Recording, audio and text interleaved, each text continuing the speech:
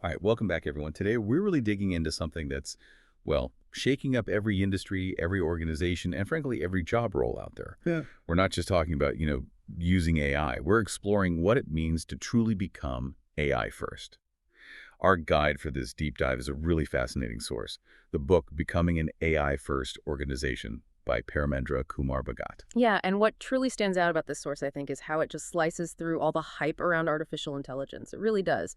It doesn't just describe the what, it gives us a clear, actionable roadmap for, well, fundamental change. It really challenges conventional wisdom, and outlines a pretty profound shift in how organizations can genuinely operate and, importantly, grow. That's exactly why we picked it. Our mission today is to cut through any lingering noise, extract the most important nuggets of knowledge from this material, and really help you understand what this monumental shift truly means. For your business, maybe your team, or even just your own approach to work. Think of it as your shortcut, maybe, to being genuinely well-informed about the AI revolution. Because it isn't just coming, it's absolutely already here. So let's start with the foundational truth the book lays out right at the beginning.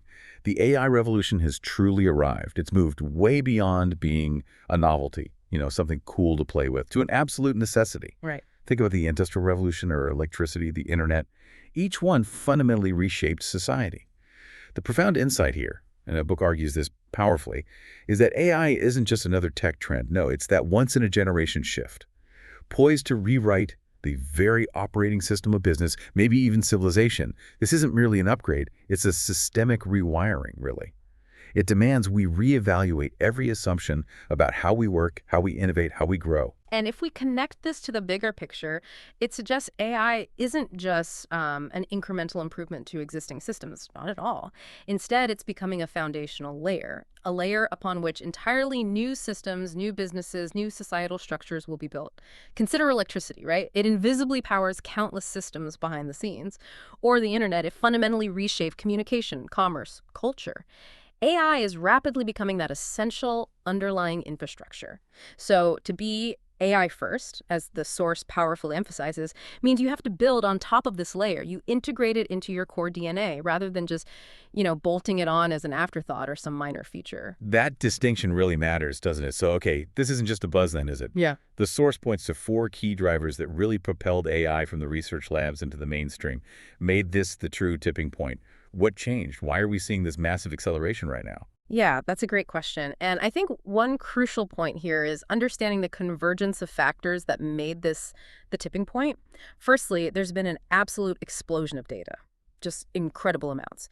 Businesses worldwide are now collecting truly vast amounts of both structured data, like numbers in a spreadsheet, and unstructured data, like customer emails, social media posts, images, videos. The sheer volume of information is perfect, maybe even necessary for intelligent analysis by AI systems. Right, the fuel for the engine. Exactly. Second, computational power has become incredibly accessible and, importantly, affordable, thanks to the pervasive growth of cloud infrastructure and specialized processing units like GPUs, graphics processing units.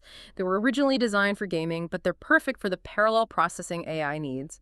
Training massive AI models has become economically feasible for a much wider range of organizations now, not just the tech giants. Okay, so data and power. What else? Thirdly, we've seen significant breakthroughs in algorithms. I mean, huge leaps. From traditional neural networks to the more recent transformer architectures, that's the underlying magic, really, that allows large language models like ChatGPT to understand and generate human-like text so fluidly. AI systems are now capable of rivaling or even exceeding human performance in specific, quite complex tasks. Okay. And fourth, and this is perhaps the most crucial factor for many listeners, is the democratization of tools.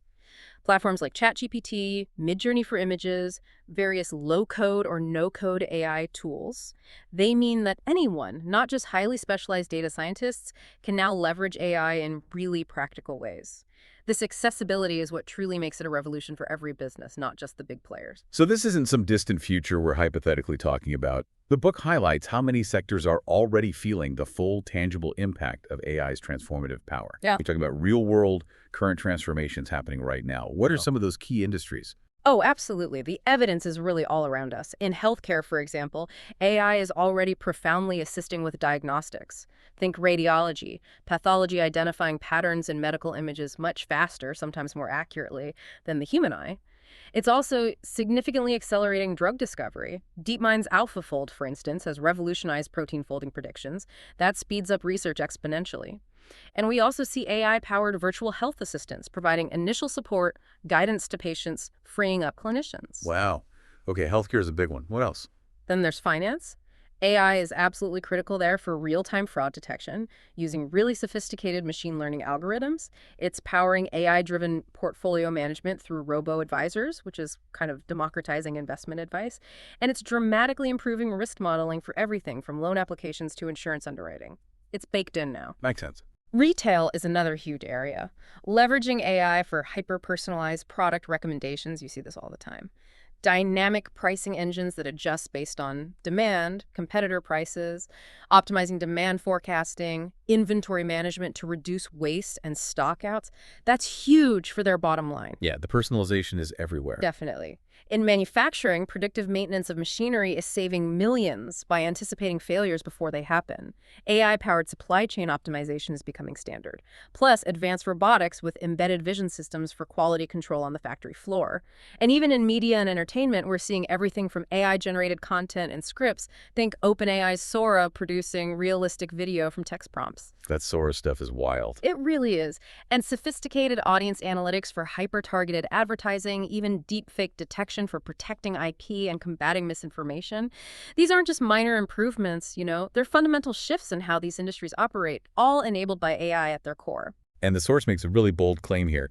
The fastest growing companies of the last decade, Amazon, Google, Tesla, TikTok, OpenAI, they're all AI native. That sounds like a fundamental difference. Can you unpack what that means beyond just using AI? Why is that distinction so crucial for our listeners, whether they're in a startup or an established enterprise? That's a really compelling insight because it highlights a crucial difference between simply adopting AI tools and truly being AI first. What's particularly striking here, I think, is that these companies don't just use AI, their very operations are built around it. It's foundational.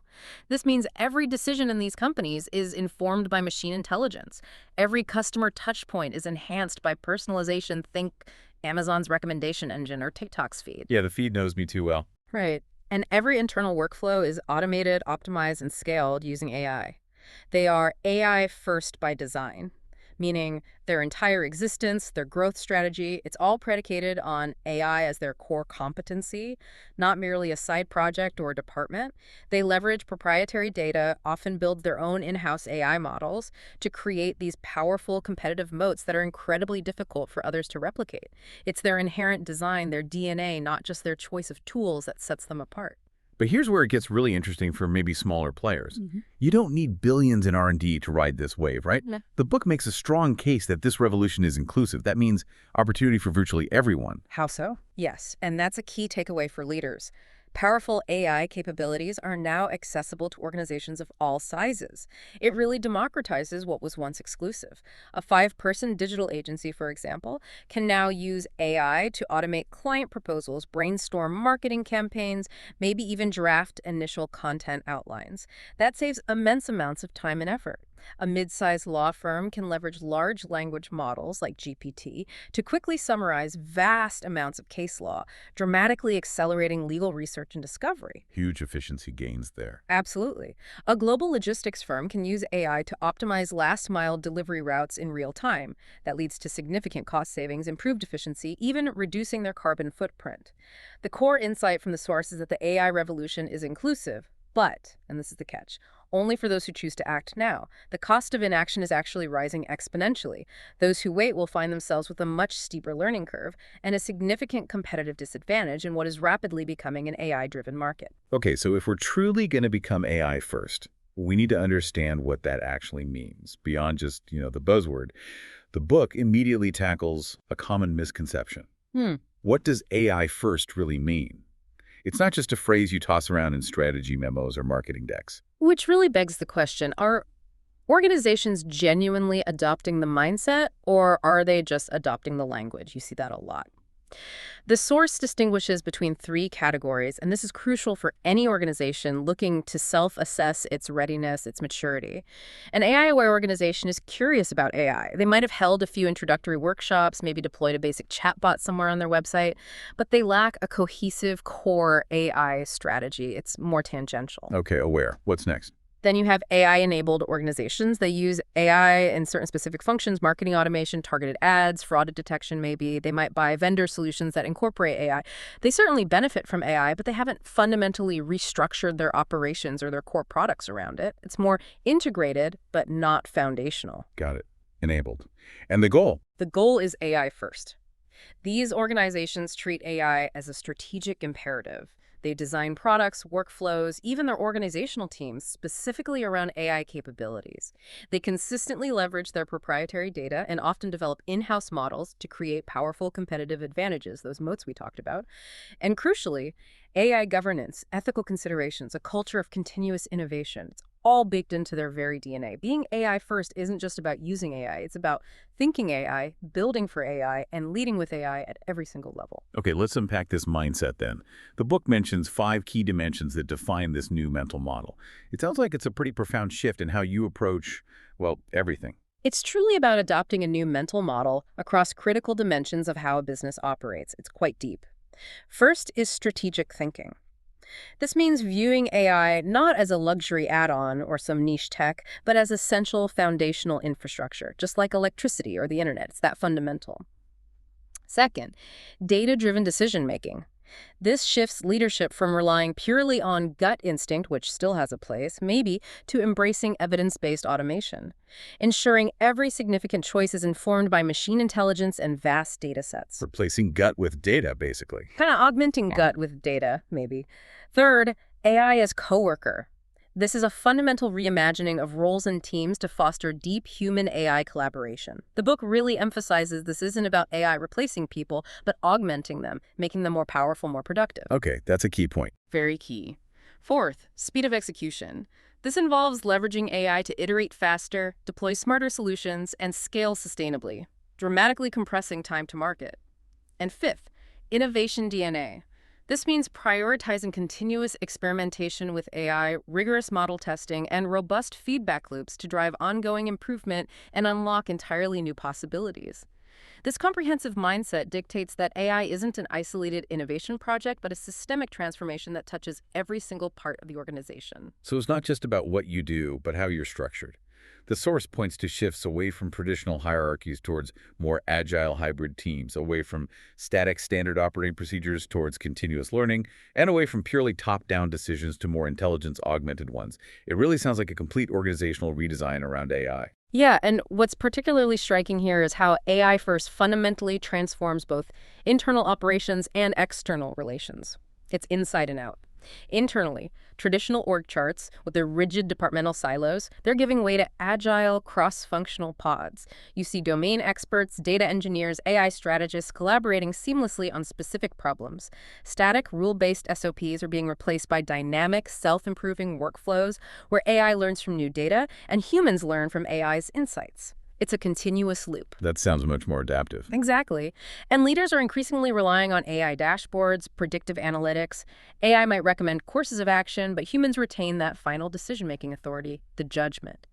Externally, this translates into a reimagined customer experience. Think hyper-personalization of services at a scale previously just unimaginable. Real-time feedback loops that dynamically adapt products or offers. 247 conversational interfaces powered by sophisticated large language models, LLMs, that can understand nuance, context. Like talking to a very smart assistant anytime. Pretty much. And predictive customer service that anticipates needs before the customer even asks. Amazon's evolution is a prime example, right? From simple customers who bought this, also bought recommendations, to entire AI-first product ecosystems where every interaction feeds back into smarter recommendations and more intuitive experiences. This is where it gets really concrete. The source provides compelling examples of AI first in practice. Can you share a few of those? Make it real for us. Absolutely. These examples really bring the concept to life, show it in action. Take Spotify, for instance. Their entire user experience is built around AI. It's not just a feature, it's the core. They use it for real-time music recommendations based on your listening habits, sophisticated detection of emerging music trends, and generating those hyper-personalized playlists. Discover Weekly, Release Radar for hundreds of millions of users. Yeah, those playlists are scarily good sometimes. They are. Then there's UPS. They leverage AI not just for minor route tweaks, but to profoundly optimize their entire delivery network, identifying the most efficient routes, saving millions of dollars in fuel costs, and simultaneously cutting carbon emissions. It's a strategic redesign of their core logistics driven by AI. Efficiency and sustainability. Nice combo. Definitely. And Klarna, the financial services company, they've strategically adopted AI to handle an incredible 90% of their customer queries automatically. 90%. This doesn't just cut costs, it significantly reduces response time and dramatically improves customer satisfaction. It also allows their human agents to focus on the more complex, high-value issues that genuinely require human empathy and judgment. These aren't just one-off applications, you see. They represent strategic redesigns driven by AI at scale. That's really powerful. And the chapter ends with a scorecard you mentioned to evaluate readiness across strategy, teams, tools, culture, and governance. Sounds like a fantastic self-assessment tool for you, the listener, to maybe figure out where you stand on this AI-first journey. Okay, shifting gears a bit, but sticking with a crucial theme, the book cites the famous Peter Drucker quote, "Culture eats strategy for breakfast." And in the AI age, it posits, "Culture eats technology for breakfast, lunch, and dinner." That's a pretty strong statement. It suggests that without the right cultural foundation, even the most advanced AI tools will just flounder. Why is culture so critical here? It's absolutely critical because without the right culture, several major issues inevitably emerge that derail even the best intentions for AI adoption. Employees will resist or underutilize AI, maybe because they don't understand it, or perhaps they fear it. Managers might fear losing control or status due to automation. That can lead to subtle sabotage or just a lack of real sponsorship. Innovation gets stifled by legacy thinking, that general reluctance to embrace new ways of working. We've always done it this way. Yeah, the classic barrier. Exactly. Furthermore, valuable data remains siloed and underleveraged, fragmented across different systems, acting like these isolated islands of information. This prevents AI systems from reaching their full potential because they thrive on a comprehensive view, on connected data. The book makes it crystal clear. You don't just install AI like a new piece of software. You become AI first. And that demands a fundamental cultural shift where people's attitudes towards experimentation, towards change, towards collaboration with intelligent machines are genuinely embraced. It's about creating the fertile soil, really, for AI to truly grow and deliver on its promise. So what are these core cultural traits of AI-first organizations that are so vital? The book outlines several key characteristics that foster this kind of environment. Yeah, it's a deliberate cultivation of specific behaviors and mindsets. It doesn't just happen. First, there's curiosity over complacency. This means encouraging employees at all levels to constantly ask questions like, what can we automate? Or what could AI do better here? It involves embracing failure as a natural part of innovation, seeing it as a learning opportunity, not something to be punished, celebrating experiments even if they don't immediately succeed. Okay, curiosity is key. Absolutely. Second, it's about being data-driven by default. Moving away from purely opinion-based decisions and relying on evidence-based ones, this requires making data accessible to everyone, not just the analysts in the corner, and teaching teams how to interpret and act on that data confidently. Third is cultivating comfort with change. Building a kind of muscle memory for continuous adaptation, fostering agility in organizational structures, roles, workflows, change becomes the norm. So getting comfortable with being uncomfortable, almost. In a way, yes. Fourth, collaboration across functions becomes paramount. AI adoption isn't solely IT's job or some data science team's job. It requires cross-disciplinary teams that combine domain expertise with data science, design thinking, ethics. Finally, and perhaps most importantly, there's a deep cultural commitment to ethics, trust, and transparency. This means cultivating cultural norms that actively question and scrutinize AI outputs, rather than blindly accepting them, and ensuring the ethical use of AI is consistently reinforced by leadership, by clear policy, and through open communication about where and how AI is being used. That all sounds logical, makes perfect sense. But what truly stands in the way? The source lists several key blockers that can derail this cultural transformation towards becoming AI first. What are those? These barriers are often deeply human and organizational, and they're incredibly common. You see them everywhere. They include the pervasive fear of job loss, right? Where employees perceive AI as a direct threat to their livelihood rather than a tool for augmentation or new opportunities. There's also what the book calls techno-elitism, this belief that only experts or data scientists can interact with AI, which significantly limits widespread adoption and grassroots innovation. Yeah, keeping it locked away. Exactly. Legacy mindsets, that entrenched "this is how we've always done it" mentality, can stifle any new approach and just maintain the status quo indefinitely. A crucial blocker is also the lack of genuine leadership buy-in. Culture change must start and be consistently championed at the very top. If leaders aren't walking the talk, it won't happen. And finally, a general mistrust in AI systems themselves, especially when models are black box or poorly explained, can lead to significant resistance and a reluctance to integrate AI into daily workflows. Each of these needs to be acknowledged, understood, and addressed directly with empathy, with clarity, and with decisive action to foster a more receptive and collaborative environment. So who champions this cultural shift then? It sounds like it can't just happen organically. It really needs intentional leadership, right? Absolutely. Leadership is the absolute engine of this cultural transformation. It has to be driven. Leaders must model curiosity and even vulnerability, openly asking questions, admitting what they don't know about AI yet. Show they're learning too. They need to proactively invest in their people's AI fluency through accessible training, coaching programs, and actively break down those silos between departments to cross-pollinate ideas and best practices, make connections happen. And celebrate wins, presumably. Yes, celebrate the small wins. Recognizing successful AI use cases, no matter how minor initially, builds crucial momentum and shows tangible benefits quickly. Crucially, leaders must set the ethical tone for AI use, demanding transparency, fairness, accountability in all AI systems and applications. Make it non-negotiable.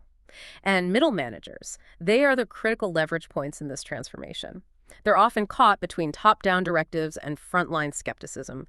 So empowering them with AI tools for their team's productivity, training them specifically to facilitate change, including them directly in governance discussions, and giving them clear metrics to track AI integration success, that's vital. An AI-first culture truly flows through those middle layers, not just from the top down. This really resonates with our listeners' desire for quick and thorough knowledge. How do organizations effectively shift from that fear we talked about to fluency when it comes to AI, especially for those employees who might feel intimidated or left behind?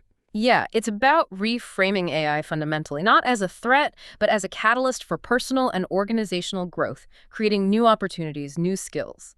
Strategies for upskilling at scale include launching comprehensive, accessible AI literacy programs for everyone, from executives to interns, ensuring a baseline understanding across the board. Organizations should actively create internal AI champions. These are enthusiasts, evangelists embedded in every team who can guide, motivate, and share practical knowledge with their peers. Make it grassroots. Like local guides. Exactly. Offering structured learning pathways, perhaps curated by function or role, helps tailor the education so it's directly relevant to people's jobs. And hosting internal AI hackathons or challenges provides a practical, often fun, and cross-functional way for employees to engage directly with AI tools and solve real business problems collaboratively. The book emphasizes that organizations that learn faster adapt faster. It's a core competency. This continuous learning culture builds confidence, turns potential resistance into active participation, and ultimately fosters genuine excitement about AI's potential to make work better, not just different. The source also provides some powerful case studies of organizations that successfully led with culture in their AI transformation. Can you give us some examples of that? Yeah, these examples really demonstrate the practical application of these cultural principles. They show it can be done. Intuit, for instance. They're known for their strong design for delight culture.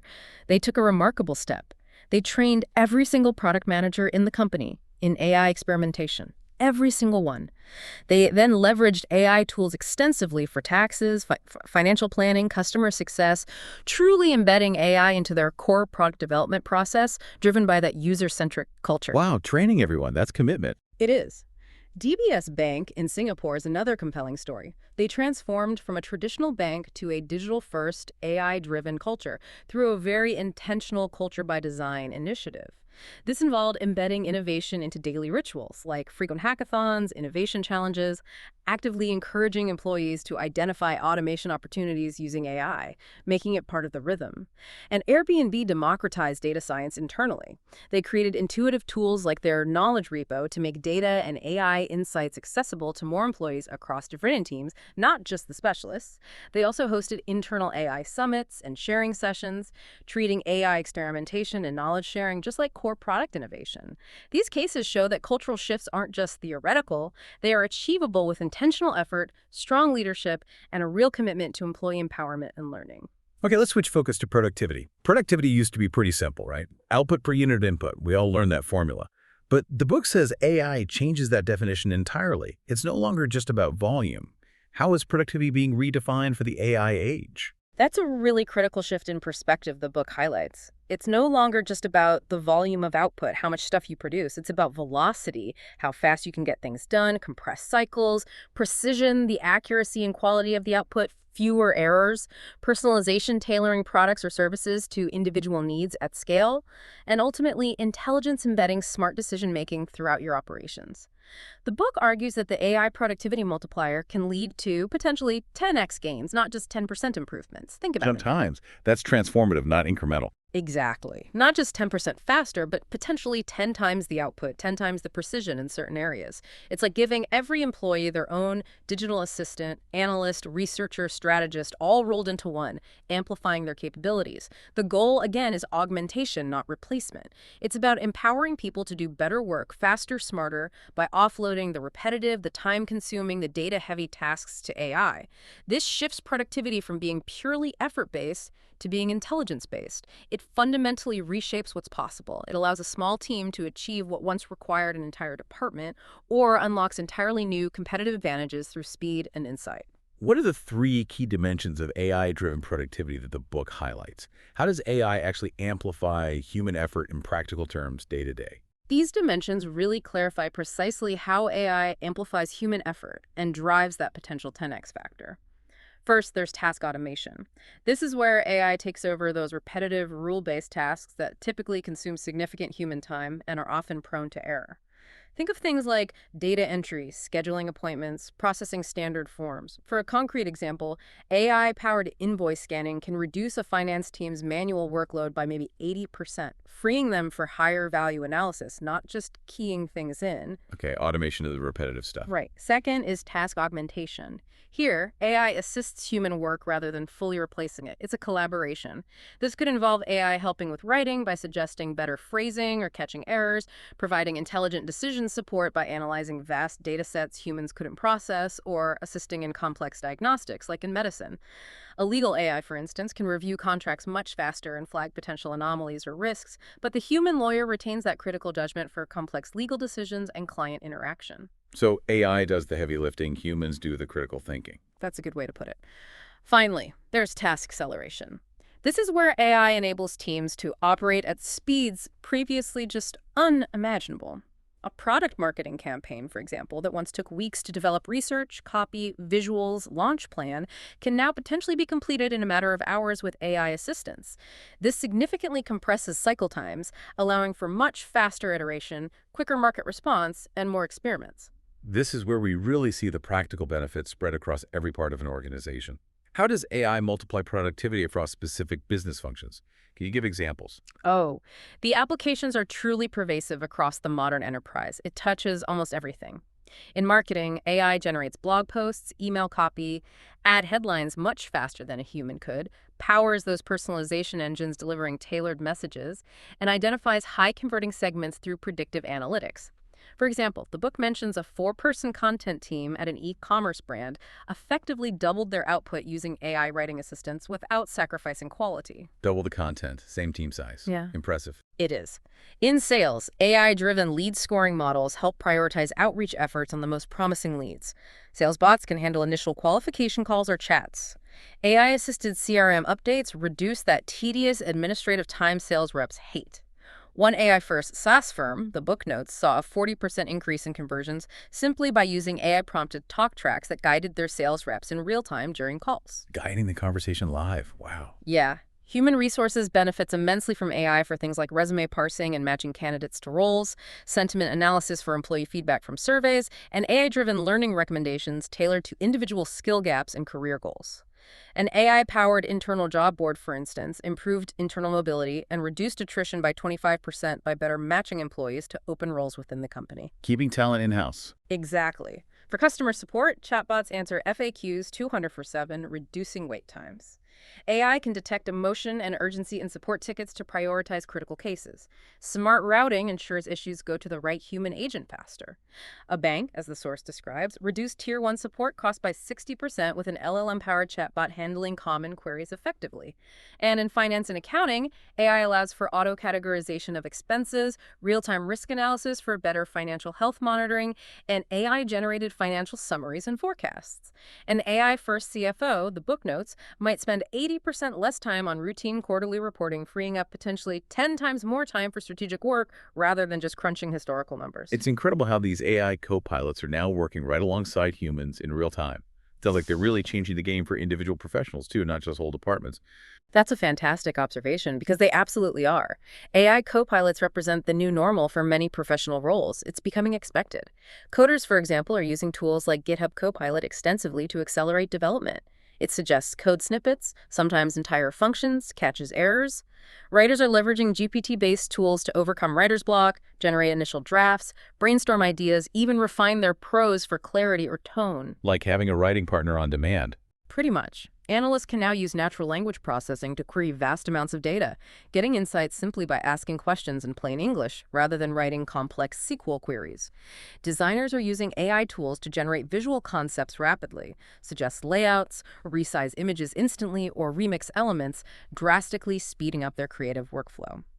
The key takeaway here is that these AI co-pilots don't replace professionals. Rather, they elevate them. They augment their skills. They handle the mundane, the repetitive, or the time-consuming aspects of the work, allowing humans to focus on the higher value, more strategic, more creative, more human aspects of their roles. It's truly about human-AI symbiosis, working together. We've talked about the theory, the potential, but let's get into the concrete again. The book provides real-world examples of how this 10x productivity is actually being achieved. Can you give us a few vivid illustrations? Show us the proof. Yes, these case studies really underscore the transformative potential for businesses of all sizes, not just the giants. Consider a startup with just a 3-person marketing team, a really small team. By strategically leveraging tools like GPT for text generation, maybe Notion AI for content organization and summarization, and Canva AI for quick visual creation, they went from publishing 1 blog post per week to 5. 5 times the output. This not only increased their marketing qualified leads, MQLs, by 200%, but also simultaneously cut their content production costs by 80%. Dramatic increase in both output and efficiency. That's incredible leverage for a small team. It really is. Now, for an enterprise-level organization, think about a global insurance firm. They used AI to triage claims, automatically flagging anomalies, verifying details, and automating routine checks. This strategic use of AI reduced their claims processing time from an average of 10 days down to just 2 hours, from days to hours. This incredible efficiency allowed them to repurpose a significant portion of their analysts, from routine processing tasks to higher-value activities like complex fraud detection and investigation. Moving people up the value chain. Precisely. And for a small to medium business, SMB, consider a boutique law firm. They implemented a GPT-based assistant for drafting initial case summaries and used AI for scheduling client meetings and sending follow-ups. This seemingly simple change enabled their lawyers to spend 40% more time directly with clients on strategy, relationship building, complex advice, significantly improving client relationships, and ultimately business development, all without needing to add more staff. These are concrete examples of AI driving truly nonlinear gains in productivity across the board. Okay, let's talk about communication and innovation. The book argues that these two things are actually merging in the AI era. Traditional organizations often struggle with slow, fragmented, hierarchical communication, right? Which inevitably leads to stifled innovation. How does AI fix this common problem? Well, AI introduces a completely new communication layer that profoundly transforms these traditional bottlenecks. It acts like a lubricant almost. It provides powerful capabilities like instant summarization, which can condense long reports, email threads, or meeting transcripts into actionable insights in seconds. Huge time saver. It offers real-time translation, instantly breaking down language barriers for global teams, fostering inclusivity. AI can perform sentiment analysis, allowing organizations to quickly gauge mood and tone in customer feedback, employee surveys, or internal communications at scale. It provides context awareness, helping understand who needs what information and when, potentially delivering it proactively before someone even asks. Like an intelligent routing system for information. Kind of, yes. And of course, there's direct content generation, where AI can draft emails, reports, proposals, even creative briefs or social media posts on the fly. Now, this isn't about eliminating human communication, not at all. It's about making it faster, sharper, much more focused, and reducing the noise. It fundamentally shifts us from constantly dealing with information overload to achieving true intelligence amplification, allowing teams to collaborate more effectively and innovate with much greater agility and speed. This is a pain point for so many people, myself included sometimes. How can AI-first organizations make meetings more productive? Because for a lot of us, meetings feel like a huge time sink. I feel like I need an AI just to manage my own calendar sometime. You're definitely not alone. Meetings are indeed ripe for disruption, and AI-first organizations are actively reinventing them, thankfully. They are deploying tools for live transcription and real-time summarization. This allows everyone in the meeting to focus entirely on the discussion, on contributing, rather than scrambling to take detailed notes. Automated action item extraction ensures clear follow-through on decisions made. AI note-takers can tag topics discussed, identify key decisions, even attribute comments to specific speakers, making review incredibly efficient afterwards. So no more arguing about who said what or what was decided. Hopefully less of it. What's more, AI can even generate knowledge graphs directly from the discussion content, turning these fluid, often messy conversations into structured, searchable assets for the whole organization, the result of deploying these tools. Fewer meetings overall, hopefully. Faster meetings when they happen, much more focused meetings with better follow-through, and instant knowledge capture across teams. Meetings stop being just time sinks and start becoming genuine productivity multipliers and knowledge creators for the organization. So what does this all mean for collective intelligence within an organization? It sounds like you're essentially giving the entire company a kind of shared superbrain. Is that too much? It's not too much. I think that's a great analogy. In AI-first companies, conversations become valuable data points. Meetings are transformed into rich, retrievable knowledge assets. Feedback loops become continuously self-improving systems. AI tools effectively map and connect all this disparate information, creating a dynamic organizational memory. It's instantly searchable, infinitely scalable, and remarkably intelligent over time. It really is like giving your company a second, smart brain one that remembers past decisions, surfaces relevant past projects, recommends best practices based on collective experience, and can even recognize subtle patterns across disparate projects or departments that no single human might spot. This allows the collective intelligence of the organization to grow exponentially. It isn't just about storing information passively, it's about making that information actively intelligent and actionable for everyone whenever they need it. Is AI really a co-creator then in the creative process? For many, myself included perhaps, that sounds a bit futuristic, maybe even a little unsettling. Where do you see the line, or is there even one anymore? How does a machine genuinely contribute to something as human as creativity? That's a fantastic and really common question, because co-creator can feel abstract, maybe even a bit intimidating, right? Threatening, perhaps. The book clarifies it by showing AI not as the sole artist or innovator, but as an incredibly powerful brainstorming partner, maybe a first draft generator or an idea catalyst. Think of it this way. Instead of staring at a blank page or wrestling with a single limited idea, you have an AI that can instantly generate dozens of diverse ideas, explore countless variations of a product design, synthesize information from disparate sources, or even blend concepts from wildly different domains to spark genuinely new insights. So it's like an amplifier for human creativity. Exactly, an amplifier, a collaborator. The human role then shifts significantly. It moves from initial blank slate ideation towards curation, refinement, strategic direction, and adding that unique human touch, the empathy, the strategic vision, the nuanced storytelling, the ethical judgment. The book describes a future involving teams of humans working alongside teams of specialized AI agents.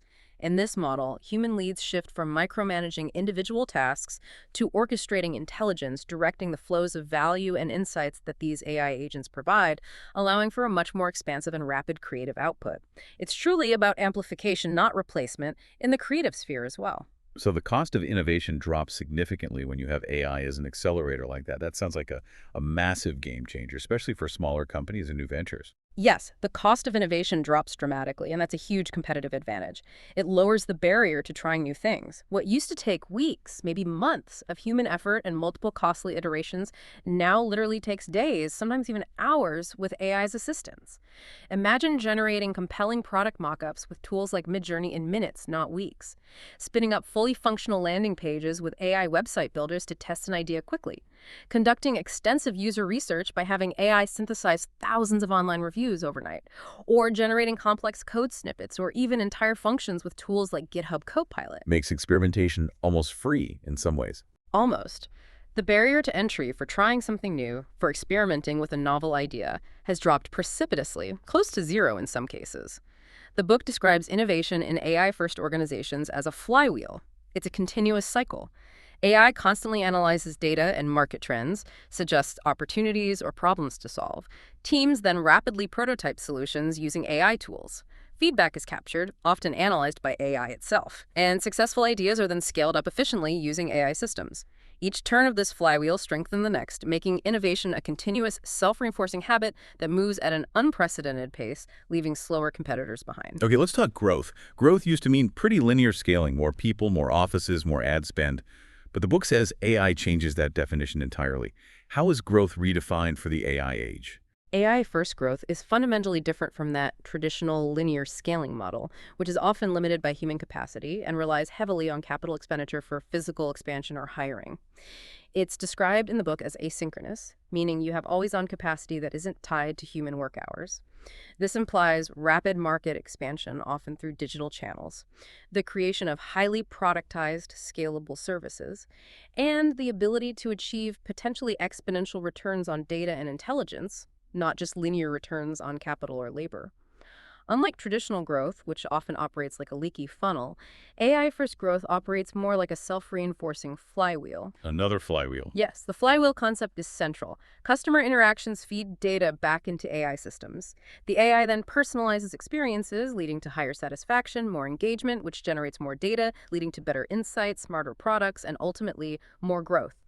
It's a continuous, self-improving cycle of value creation that breaks free from those old linear constraints of simply adding more human resources or physical infrastructure to grow. This is where it gets really interesting for the customer experience, because personalization has been a buzzword for a long time, but AI truly takes it to a new, almost spooky, hyper-personalized level. Yeah, and hyper-personalization is one of AI's greatest growth levers. It's about delivering truly bespoke experiences at massive scale, something that was simply impossible before AI. This includes dynamic product recommendations that adapt in real time to your browsing behavior, your purchase history, even your inferred intent. AI-generated custom messaging emails, ads, website content tailored to individual preferences and past interactions, and even personalized pricing or offers based on unique user profiles and predicted lifetime value. Dynamic pricing. Controversial sometimes. It can be, and needs ethical guardrails. But the book cites Amazon, again as a prime example, where a staggering 35% of their sales are directly driven by their sophisticated recommendation engines. That's huge. In a truly AI-first business, every user journey is unique, dynamic, and continuously optimized for growth. This fosters deeper customer engagement, higher retention rates, more effective cross-selling and upselling, and ultimately profound customer loyalty because the experience feels tailored just for you. It's no longer about segmenting broad groups. It's about individualizing the experience for every single customer automatically. Okay, and this idea that data used to be just exhaust, a byproduct, but now it's a potential product itself. How are AI-first organizations turning this once-ignored byproduct to a significant revenue stream and actually productizing their knowledge? This is where data truly transforms from an operational byproduct into a strategic asset, even a revenue source. AI-first organizations monetize data in multiple innovative ways. They can use their proprietary data internally to generate predictive insights for strategic advantage, giving them an edge competitors lack. Or they can externalize it. They might sell anonymized, aggregated data sets or specialized market reports derived from their unique data pool, obviously with privacy safeguards. They can also license AI models that have been trained on their proprietary data, effectively turning their internal expertise and data advantage into a marketable product. So selling the intelligence derived from the data. Exactly. They can even train custom AI agents for specific industries or client needs, essentially selling AI as a service based on their unique data and models. The equation becomes clearer. Unique data multiplied by sophisticated AI equals potentially entirely new business lines. Beyond just data, they productize knowledge, transforming the expertise of individual human knowledge workers into scalable digital services. For instance, a top lawyer's deep analysis methodology or a financial analyst's forecasting insights could be converted into a 247 legal research AI agent or a financial forecasting AI tool. This converts deep, specialized human expertise into a productized service that scales exponentially without needing to clone the expert. This raises an important question then. What new ways can businesses actually make money with AI? Beyond just efficiency gains, what new revenue models are truly emerging in this AI-first world? The source details several innovative revenue models that are directly enabled or significantly enhanced by AI. Firstly, subscription intelligence. This goes way beyond static monthly fees. It allows for smart pricing tiers that dynamically adjust based on usage patterns or feature adoption, offering dynamic feature recommendations to upsell, and even automating renewals based on predicted churn risk. Secondly, usage-based models are becoming increasingly prevalent. Customers pay directly for the value consumed, maybe per API call, per insight generated, per gigabyte processed, directly linking costs to tangible value. Pay as you go for intelligence. Precisely. Thirdly, marketplace models are leveraging AI-powered platforms to more efficiently and effectively match buyers and sellers. Similar to how Upwork or Airbnb operate, but with AI optimizing the matching algorithms, pricing, and trust mechanisms for greater efficiency and personalization at scale. Lastly, AI as a service. As we touched on, this enables organizations to license their internal proprietary AI models or platforms externally, effectively turning their hard-won AI capabilities and unique datasets into a standalone product offering for other businesses. These models allow for unprecedented flexibility, scalability, and precision in monetization, creating entirely new streams of income that were previously unimaginable or impractical. So AI can become like an infinitely scalable team member, directly impacting growth without just piling on headcount. That sounds like the dream for any CEO or founder listening. Yes, that's precisely the vision, the potential that AI-first organizations are pursuing. They are scaling not just through increased revenue, but also by significantly reducing internal friction and operational costs and dramatically expanding capacity without linear hiring. They can deploy AI sales agents, for example, to generate and nurture leads around the clock, qualifying them before handing off to human reps. AI financial analysts can provide accurate forecasts and strategic financial advice in minutes, not days. AI operations assistants can manage complex logistics across global supply chains, optimizing routes and inventory constantly. These non-salaried, infinitely scalable team members, as the book calls them, reduce the need for linear headcount growth, allowing businesses to expand their reach and capabilities without the commensurate increase in human capital costs and complexity. This fundamental shift means growth can be driven much more efficiently, much faster, and far more sustainably, truly breaking that traditional, often painful link between significant growth and massive staffing increases. The book shares compelling case studies that demonstrate this AI-first growth in action. Give us some of those real-world examples to illustrate the impact. Yeah, these examples highlight the tangible impact across various sectors and sizes. One SaaS startup utilized GPT for a whole range of functions, automating customer support responses, streamlining the client onboarding process, rapidly generating internal documentation and knowledge base articles. This strategic, widespread use of AI allowed them to grow their user base tenfold, 10x, with zero new hires in those specific support and onboarding roles. That showcases incredible exponential scalability and efficiency in a lean startup environment. Tenfold growth, zero hires. Amazing. It is. Separately, a manufacturing firm leveraged AI for sophisticated demand forecasting and real-time inventory optimization across its supply chain. By accurately predicting market needs and optimizing material flows, they freed up a substantial $3 million in working capital that was previously tied up in excess inventory. They could then reinvest that $3 million directly into R&D, accelerating their innovation pipeline and creating new competitive products. Turning inventory cost into innovation fuel. Exactly. Finally, a health tech company deployed AI to triage patients intelligently, routing them to the most appropriate level of care, whether it was a telehealth consultation, an urgent care visit, or scheduling a specialist appointment. This AI-driven efficiency increased their overall patient capacity by an impressive 5 times, while simultaneously achieving higher patient satisfaction scores due to faster, more accurate, and more convenient service. These are concrete examples of AI driving significant nonlinear growth and operational excellence, not just theoretical possibilities. Okay, let's talk accessibility. AI was once seen as exclusively for the elite, right? Confined to research labs and the biggest tech giants with deep pockets. But the book states it has really gone mainstream now. What does democratized AI truly mean for you, the listener, the individual, the small business owner? It feels like a massive shift in access. Yeah, and what truly stands out here is that democratized AI means powerful AI tools are now genuinely accessible. They're affordable, even for very small budgets sometimes. They're highly adaptable to niche needs, not just generic problems. And critically, they are usable by people without deep technical backgrounds, without needing a PhD in machine learning. AI is no longer just for Google or Microsoft or OpenAI, it's becoming available for everyone. This democratization signifies a profound shift, enabling individuals and smaller entities to wield capabilities, analytical power, content creation, automation that were once exclusive to large, well-funded organizations. It completely opens up a vast new landscape of innovation, competition, and entrepreneurial opportunity for literally anyone with a good idea and an internet connection.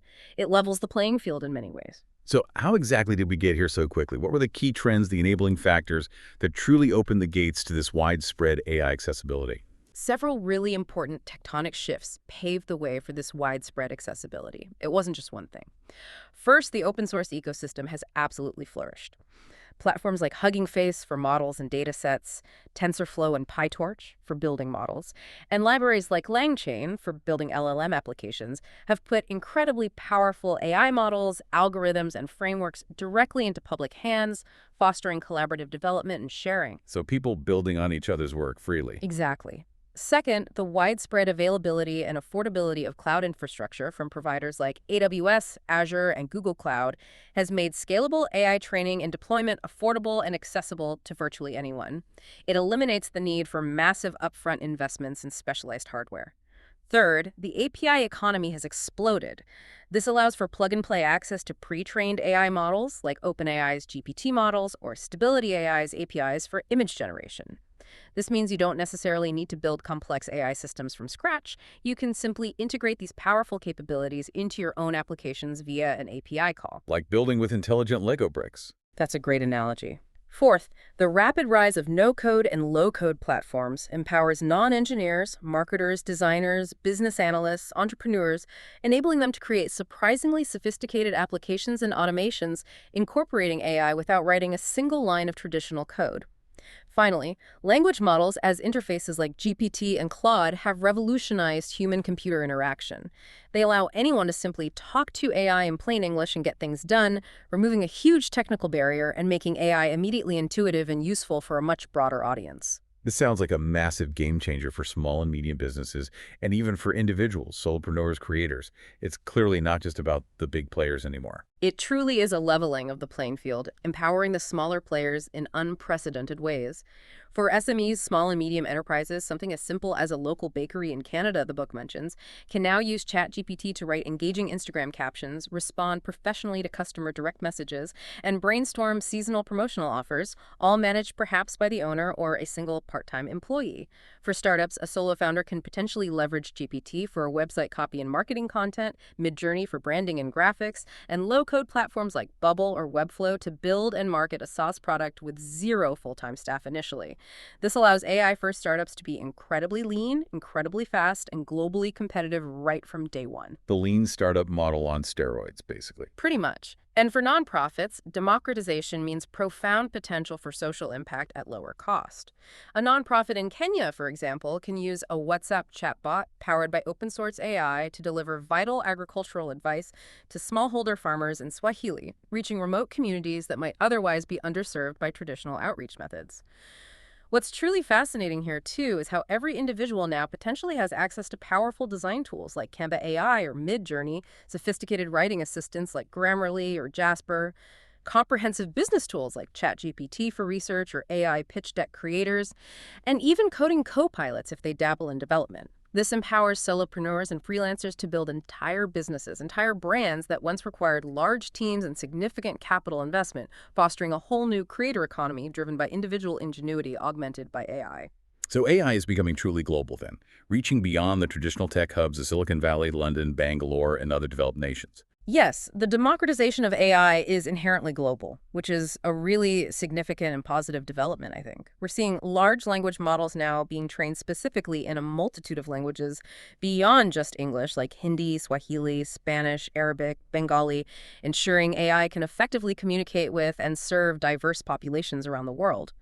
There's also a growing focus on voice-first AI interfaces, which are crucial for low literacy communities or areas with limited text-based digital access, making technology accessible regardless of reading ability or traditional digital literacy. This broader access is creating what the book refers to as a potential new AI middle class. A new AI middle class, what does that mean? It means new roles are emerging, like prompt engineers who craft effective instructions for AI workflow designers who automate business processes, AI ethics auditors, solo AI entrepreneurs building niche tools.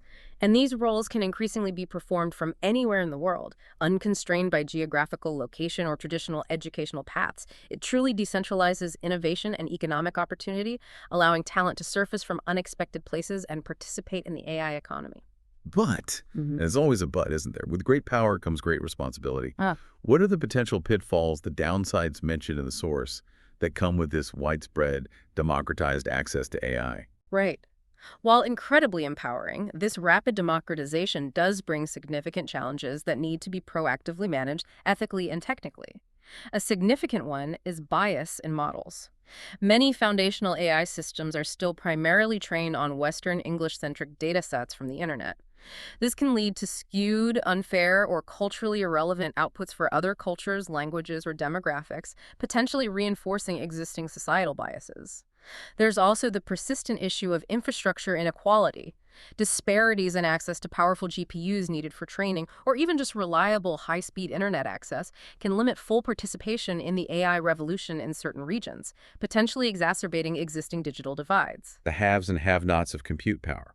Exactly. Regulatory gaps also pose considerable risks, particularly regarding the rapid potential spread of AI-generated misinformation or disinformation, intellectual property issues, or the potential for malicious AI use due to a lack of clear global guidelines or effective enforcement mechanisms. The tech often moves faster than the law. And finally, persistent skill gaps remain a challenge. Even with accessible tools, some communities or individuals may still lack the foundational digital literacy, the critical thinking skills, or the specific AI-related training needed to fully leverage AI effectively and safely. Addressing these challenges requires concerted effort, promoting localized training, advocating for more equitable and diverse data collection practices, developing thoughtful, adaptive policy safeguards, and investing in global digital literacy. It's crucial for truly inclusive and responsible AI development. Okay, let's shift to the practical. Let's unpack this for someone listening who's ready to start their AI-first journey, maybe feeling a bit overwhelmed. The book emphasizes that becoming AI-first isn't about launching with some huge, expensive bang, but laying a smart, solid foundation first. What are the essential first steps? Yeah, that first phase is absolutely critical. It sets the stage, it builds initial momentum, and crucially, it starts to cultivate trust throughout the organization, which is key for later adoption. It's structured around 3 core pillars, as the book lays out. Assessment, where you objectively determine your organization's current AI readiness across various dimensions: culture, tech, data, people. Then alignment, where you clearly define where you want to go with AI, tying it directly to tangible, strategic business objectives, not just playing with tech. And finally, activation, which involves taking those crucial first real steps with focused, manageable pilot projects. This isn't theoretical planning. It's a sequence designed for immediate, measurable action that builds confidence and demonstrates value quickly, setting you up for broader success. So before jumping into buying tools or complex integrations, you really need to know where you stand. The source outlines 4 specific areas to assess for AI readiness. Can you walk us through those? That's right. A comprehensive, honest assessment provides that crucial baseline. You need to know your starting point. The 4 areas are: first, cultural readiness. This asks, does your organization genuinely embrace curiosity, or is it held back by fear of the unknown? Is there trust in leadership's vision for change? Is there a general willingness to experiment, maybe even fail sometimes, with new technologies and processes? Second is technical readiness. This examines your existing data infrastructure. Is your data clean, structured, easily accessible, interoperable across different systems, or is it a fragmented mess? It also looks at your current tech stack and its ability to integrate with potential AI tools and platforms. The plumbing, basically. Exactly, the plumbing. Third is leadership readiness. This gauges the executive team's understanding of AI's strategic value. Is there clear C-level sponsorship for AI initiatives? Is AI part of your board-level conversations and strategic planning, or is it seen as just an IT project? Finally, operational readiness. This checks if your current workflows are well documented and measurable. Do you have key performance indicators, KPIs, in place that AI could potentially optimize? And can you identify existing bottlenecks or inefficiencies in processes that are ripe for automation or augmentation by AI? This diagnostic helps you build a baseline AI readiness scorecard, which then informs your strategic objectives and helps you prioritize your initial efforts where they'll have the most impact. This begs the question then, Right. how do you ensure these initial AI initiatives actually succeed and deliver real business value? How do you avoid them just being cool tech experiments that fizzle out after a few months? Yeah, that's critical. The book really stresses the importance of tying AI initiatives directly to clear, measurable business goals, not just deploying tech for tech's sake, which is a common trap. For example, instead of a vague goal like implement an AI chatbot, the objective should be much more specific and measurable. Reduce average customer service response time by 30% using an AI-powered chatbot within 6 months. Or increase marketing content output by 50% using generative AI while maintaining brand voice quality standards by Q3. So linking it to a real business metric. Absolutely. Other compelling examples might include increase employee satisfaction scores related to internal support by 15% through an AI help desk, or improve candidate screening efficiency by 40% in HR using AI resume analysis, or decrease financial forecasting cycle time from 2 weeks to 2 days for the finance team using AI prediction models. By framing these initial AI projects with specific, tangible outcomes that directly impact the bottom line or key operational metrics, you ensure they generate visible value. This gains crucial buy-in from stakeholders, silences skeptics, and builds momentum for further, broader adoption. It transforms AI from a potential cost center into a clear strategic investment. What does a good first project look like then? Something that's impactful enough to prove the value quickly, but not so complex or risky that it derails everything or causes too much disruption early on. That's the sweet spot you're looking for. A good first pilot project should ideally be visible. People should see it working, but not absolutely mission critical. Meaning, its success or failure won't bring down the entire operation if something goes wrong, but its impact will be clearly felt and communicated. It needs to be repeatable and easily measurable, allowing you to clearly demonstrate return on investment, ROI, maybe in time saved, costs reduced, errors eliminated, and build a compelling internal case study. It should also be relatively easy to understand by both leadership and the frontline staff who might use it, fostering wider acceptance and reducing potential skepticism or fear.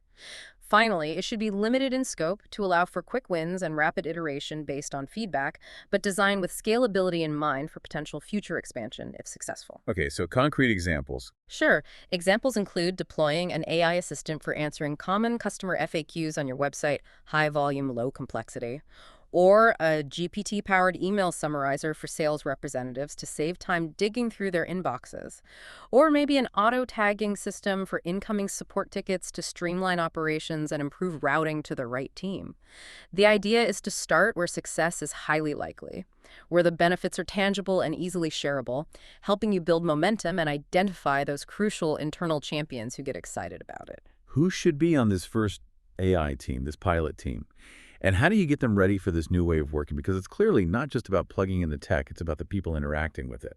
You absolutely need a dedicated, cross-functional AI task force for this initial phase. Don't just delegate it to IT alone.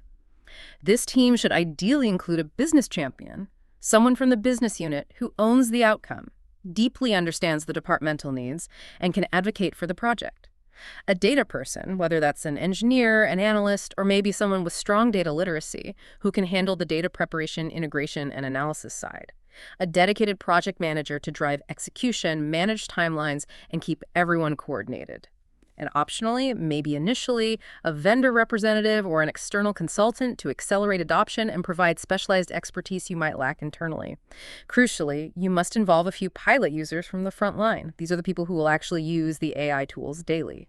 Their early feedback, their pain points, their successes, and their advocacy are invaluable for broader adoption later on. And the training piece. Training needs to aim for fluency, not just basic literacy. People need to feel comfortable and confident. It should be tiered.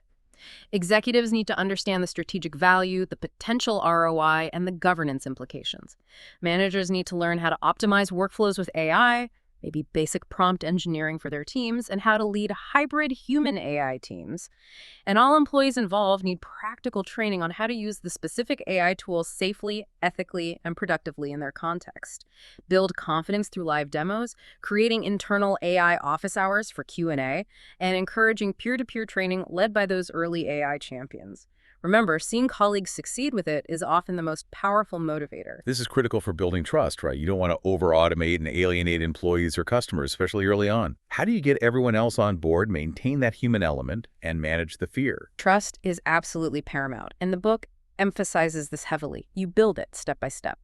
Those early wins from the pilot projects are your strongest advocates. You need to share them widely and visibly across the organization. Make it tangible. We saved 30 hours a month on email summaries in the sales department. Or we reduced customer first response time by 50% with our new AI help desk pilot. Let the results do the selling through internal newsletters, team demos, all hands updates, maybe even simple data dashboards that clearly show the positive impact. And crucially, don't over-automate, especially at first. The book emphasizes that AI first doesn't mean AI only. That's a key distinction. You need to establish clear guardrails and keep humans in the loop for critical decisions. AI suggests, humans approve. AI drafts, humans refine and add nuance. AI predicts, humans investigate and make the final call. Augmentation is the critical first phase, ensuring humans remain central for judgment, empathy, ethical oversight, and creativity. And what stands out to you personally about handling the human side of this transformation based on the source? What really stands out is the need for deep empathy. Acknowledge the fear. Fear, like, will I lose my job, or what if this thing makes a huge mistake, is normal and completely valid. Leaders must empathize with those concerns, not dismiss them. Educate employees not with technical jargon, but with stories of empowerment, how AI can reduce tedious tasks, free up time for more interesting work, or create new skills. Show practical augmentation examples relevant to their roles, and crucially, invite people into the design process. Don't just impose AI on them. Let them contribute to how AI is integrated into their work. Give them a sense of ownership. And ethics, as the book underscores repeatedly, must be baked in from day one, even in the pilot phase. Continuously reviewing AI outputs for potential bias, ensuring transparency in how and where it's used, and maybe even establishing a small, informal, internal AI ethics council early on to guide responsible deployment and build trust from the outset. Okay, so we've had our early wins. The pilot was a success.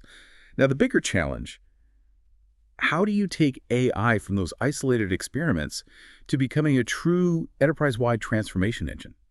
It sounds like a completely different scale of challenge than the pilot phase.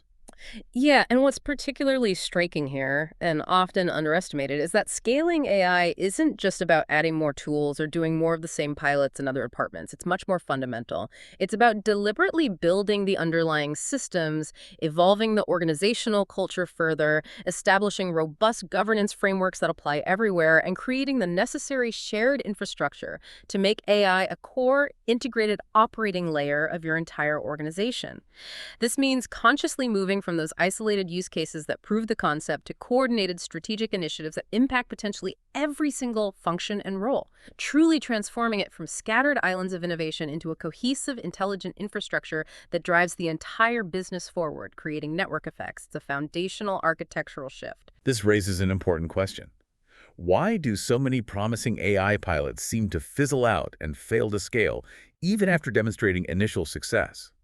What are the common pitfalls that organizations need to watch out for during the scaling phase? That's a very common scenario, unfortunately. There are several pitfalls that frequently halt scaling, even after a successful pilot phase. Often, there's a lack of a clear executive mandate or critically dedicated budget allocated to expand beyond the initial smaller scope of the pilot. The initial excitement fades without sustained top-level push. The tools used successfully in the pilot might not integrate seamlessly with the organization's core legacy systems, their main CRM, their ERP system, their HR platform. This creates new data silos and frustrating workflow inefficiencies rather than streamlining things. So the tech just doesn't talk to each other properly. Exactly. Insufficient training and a lack of sustained adoption efforts across various functions are also major issues. You get fragmented usage in pockets rather than widespread, consistent integration into daily workflows. Furthermore, misalignment between IT, operations, and different business unit leaders can create significant internal friction, political battles, and slow down progress considerably. Who owns what? Who pays for what? And crucially, fear, fatigue, or even active resistance within the middle management layers can act as significant roadblocks. They are key to driving adoption on the ground, and if they aren't bought in or equipped, scaling stalls. The source makes it very clear that scaling AI is as much about proactive, sophisticated change management and ongoing culture transformation as it is about the underlying technology itself. It's a human leadership challenge just as much as a technical one. So if you're going to scale effectively, it sounds like you need to think about it in layers, not just throwing more tech at the problem. What are these 3 layers of AI scaling that the book identifies? Precisely. Scaling requires a multidimensional approach. The book identifies 3 interconnected layers crucial for comprehensive, sustainable scaling. First, there's functional scaling. This involves systematically embedding AI tools and capabilities into every major department: HR, finance, sales, customer support, legal, marketing, product development, operations. It's about AI becoming a standard part of every team's daily toolkit and workflows, not just a specialist function. Second is technical scaling. This focuses on building the shared backbone. It involves centralizing key tools where appropriate, ensuring seamless and secure data access across silos, leveraging APIs for robust integration, and implementing enterprise-wide governance, security protocols, and scalable infrastructure.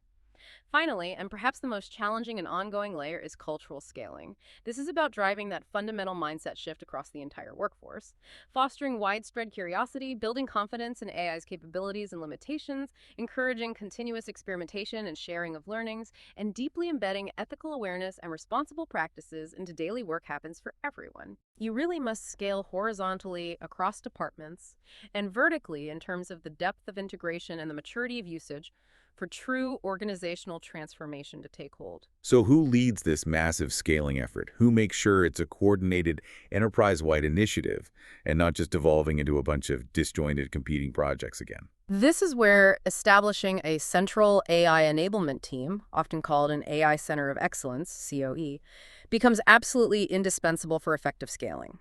This cross-functional unit acts as the central nervous system responsible for guiding and governing the entire scaling process across the organization. It typically includes an AI strategy lead, ideally an executive sponsor with clout, along with data science and engineering teams to build, maintain, and vet models, change management experts to navigate the human adoption challenges, cybersecurity and compliance representatives to ensure responsible and secure use, and communications and training support to evangelize benefits and educate users. Kind of like an internal consultancy and standards body for AI. Exactly. Their responsibilities are broad.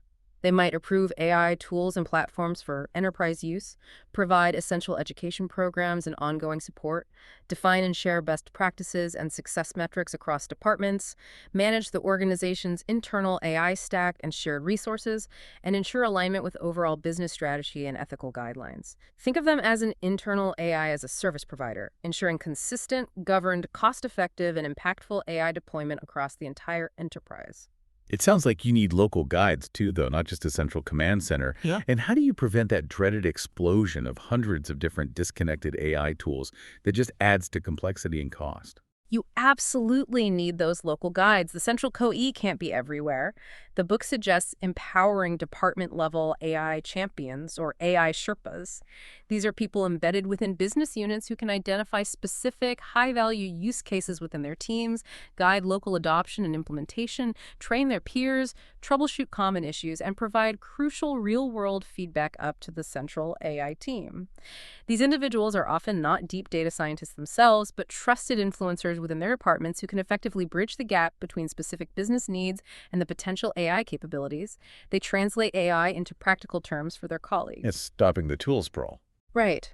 To prevent that chaotic tool sprawl and maintain efficiency, the recommended strategy shifts from scaling individual, specific applications to scaling by broader use case category. So instead of deploying dozens of separate, single-purpose apps for slightly different tasks, you aim to scale integrated solutions for broad categories like internal communication, consistent tools for meeting summaries, auto email drafting, general productivity, calendar optimization, task management aids, customer support, unified chatbot platforms, smart ticketing systems, or knowledge management, enterprise search, document analysis. This category-based approach allows for more modular, reusable workflows, helps consolidate your overall AI stack onto fewer core platforms, and ensures greater efficiency, better security, easier maintenance, and a more cohesive user experience across the organization. How do you make AI truly indispensable then? So it's not just another tool people might use, but deeply woven into the daily operations and standard workflows. To make AI truly indispensable, sticky, it must be deeply integrated into your core operational systems, where people already work.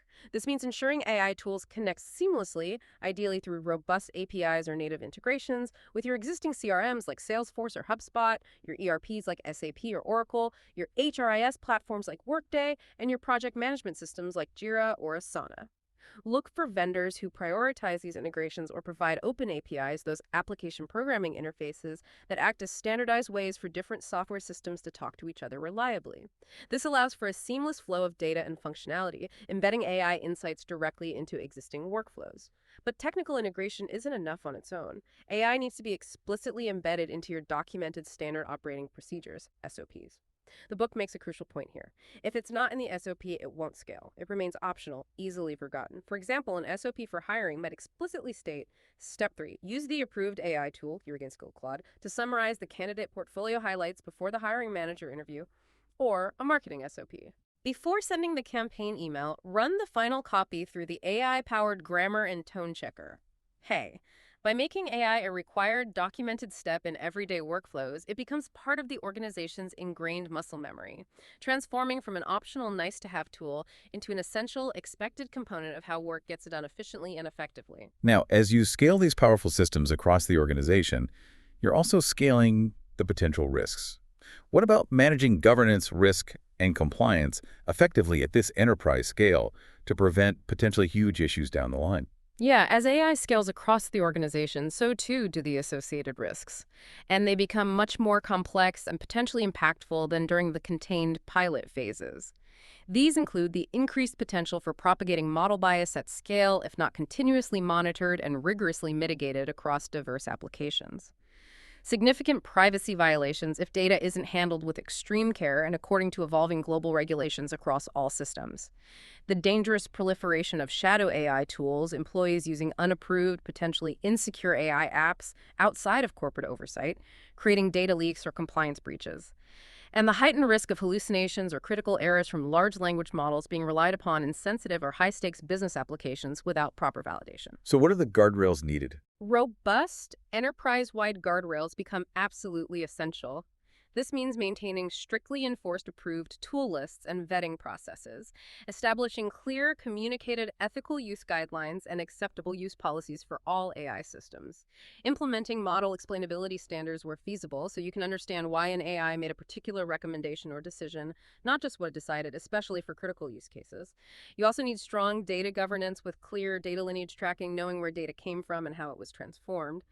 Regular independent audits of AI system performance, bias, and compliance are also non-negotiable at scale. Plus, transparent reporting on AI system usage and limitations. The source wisely states that scaling without governance is building without blueprints. It's essentially an open invitation to significant legal fines, lasting reputational damage, and major operational disruptions. Governance has to scale alongside the technology. Okay, infrastructure time. It sounds like it's not just about the smart models, the algorithms, but the hidden plumbing that makes it all work reliably and at scale. The book seems to suggest infrastructure is the real, perhaps unsung, growth engine here. Yes, what's particularly striking and often overlooked in the hype cycles is the book's strong emphasis that AI is as much about robust, scalable infrastructure as it is about cutting-edge intelligence or fancy algorithms. Without a solid, well-architected foundation, which includes sophisticated data architecture, reliable model orchestration and deployment pipelines, and comprehensive governance frameworks built in, even the smartest AI tools and models will ultimately fail to deliver their full potential consistently and safely at enterprise scale. It's the largely invisible layer that truly powers the AI revolution, much like the roads, bridges, electrical grids, and communication networks that enable a modern city to function efficiently and grow. This underlying infrastructure is what allows organizations to ingest massive amounts of data, process it efficiently, analyze it deeply, act on the insights rapidly, and continuously learn and improve from new data, all securely, reliably, and at massive scale. It enables innovation to be repeatable, scalable, safe, and cost-effective, turning raw data into actionable, valuable intelligence across the business. So what are the core components of this AI infrastructure stack? It sounds incredibly complex, almost like building a whole new parallel tech backbone for the company. It is indeed a comprehensive stack, quite layered, but it's typically built from modular, interconnected components, often leveraging cloud services. First, there's the foundational data infrastructure. This includes scalable cloud storage like AWS S3 or Azure Blob Storage, data lakes using platforms like Databricks or Snowflake for storing vast amounts of raw, unprocessed data, ETL/ELT tools. Those stand for extract, transform, load, or extract, load, transform, which are processes for moving, cleaning, and preparing data for analysis, and sophisticated data cataloging tools for organization, discovery, and governance. Second, the model infrastructure. This involves specialized ML platforms like Amazon SageMaker, Google's Vertex AI, or Azure Machine Learning for building, training, and managing models. MLOps tools which are crucial for managing the entire lifecycle of AI models, from development through testing, deployment, monitoring, and retraining, ensuring they run smoothly and reliably in the real world, and increasingly specific infrastructure for large language models like vector databases and frameworks like LangChain for connecting LLMs to external data sources. Okay, data and models. What else is needed? Third, you need the compute infrastructure. This provides the raw processing power, often using specialized GPUs from NVIDIA mainly, and sometimes TPUs, tensor processing units from Google, optimized for AI workloads. This compute is typically managed by auto-scaling clusters using technologies like Kubernetes to handle variable loads efficiently. Fourth, a robust integration layer is key. This uses APIs and SDKs, software development kits, to connect AI systems seamlessly to existing internal applications and external tools or data sources, often leveraging event-based architectures using platforms like Kafka for real-time data streaming between systems. Fifth, comprehensive monitoring and observability tools are critical. These track model performance in production, detect drift when model accuracy degrades over time due to changing data patterns, monitor resource usage, and provide alerts for issues. Finally, embedded throughout is governance and compliance infrastructure. This involves tools for model versioning, explainability techniques like ASHAP or LIME, which help explain individual AI predictions, granular access controls, data encryption, and detailed audit trails to ensure responsible, secure, and compliant AI deployment. This raises that important strategic question again. Should you, as an organization, try to build all this complex custom AI infrastructure from the ground up? Or should you primarily buy off-the-shelf solutions from cloud providers or specialized vendors? That seems like a classic build versus buy dilemma. It is indeed a critical strategic decision, and one that many organizations grapple with. There's no single right answer, it depends on context. The book suggests a pragmatic, often tiered approach. For speed, reduced complexity, and lower initial maintenance overhead, it's often best to start by buying platform as a service, PaaS solutions. These off-the-shelf options, provided by major cloud vendors like AWS, Google, and Microsoft, or specialized AI platform companies, allow organizations to get started relatively quickly with AI. The vendors handle much of the underlying infrastructure complexity, maintenance, security patching, and scaling. This is ideal for most initial use cases and for accelerating time to market. However, where an organization seeks genuine, sustainable competitive differentiation, perhaps based on unique proprietary data, highly specialized algorithms, or needing extreme control over performance or security, then building certain custom components or heavily fine-tuning existing open-source models on their own managed infrastructure becomes a strategic imperative. The choice ultimately depends on the specific use case's requirements, the desired level of customization and control, speed to market pressures, available internal expertise, and long-term total cost of ownership and maintenance considerations. It's about strategically allocating your precious engineering resources where they can create the most unique, defensible value. Often it's a hybrid approach. Data is AI's fuel, as the book keeps reminding us. How should this infrastructure be specifically built to support a truly scalable data foundation for AI, allowing for optimal model performance and reliability? A scalable, high-quality data foundation is absolutely paramount. You can't build great AI on shaky data foundations. The infrastructure should be architected to enable both efficient real-time ingestion of data streams from websites, apps, IoT devices, for immediate insights and decisioning alongside robust, cost-effective batch processing capabilities for historical analysis and large-scale model training on massive datasets. Crucially, it must incorporate strong capabilities for automated data validation, cleansing, and transformation to ensure that garbage in doesn't mean garbage out, meaning that dirty, inconsistent, or incomplete data won't lead to poor, biased, or unreliable AI performance. Data quality is job one. Modern best practices include utilizing feature stores. These are centralized repositories for curated, pre-computed data features like customer lifetime value, product purchase frequency, that allow for the standardized creation and reuse of common model inputs across different teams and projects. This improves consistency, reduces redundant work, and significantly accelerates model development cycles. So reusable data components. Exactly. Best practices also involve using efficient analytics-optimized columnar storage formats like Parquet or ORC, which drastically speed up analytical queries compared to row-based formats. And meticulously encrypting data both at rest, in storage, and in transit, moving between systems, is non-negotiable to ensure robust security and regulatory compliance. Furthermore, comprehensive logging of all data transformations and lineage tracking is vital for traceability, auditability, debugging model issues, and ensuring regulatory compliance. How do data scientists then go from their experiments and prototypes to getting models into real-world production applications quickly and reliably using this infrastructure? What are the key considerations for deploying and managing these models in production so they're actually useful and don't break?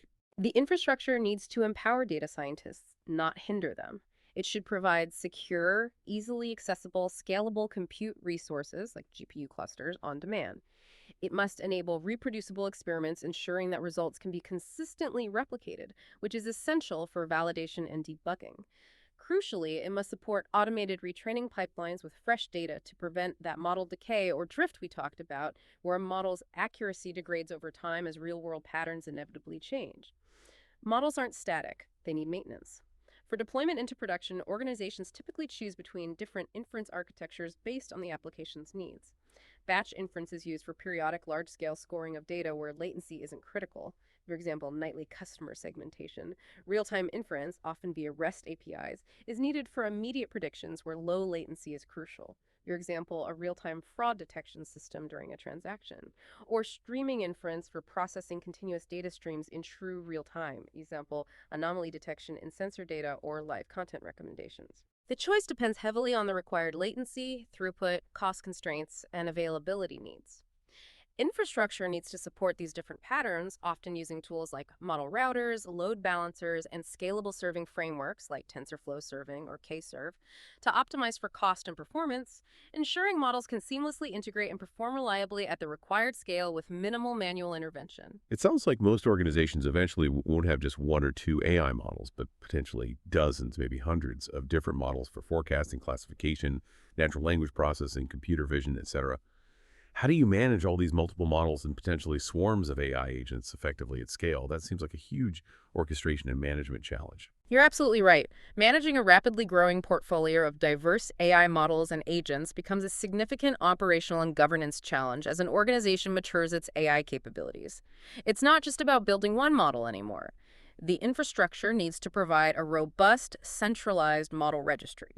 This acts as a catalog for tracking all deployed models, their versions, metadata like training data sources, performance metrics, ownership, and deployment status. It ensures you know what models you have, where they're running, what they do, and how they are performing. It also needs sophisticated deployment strategies like canary deployments or blue-green deployments. These allow for safely rolling out new model versions gradually to a small subset of users or traffic before a full switchover, minimizing the risk of widespread failures. And crucially, multi-model A/B testing capabilities are essential to rigorously compare the performance of different candidate models, or different versions of the same model, in a live production environment using real traffic.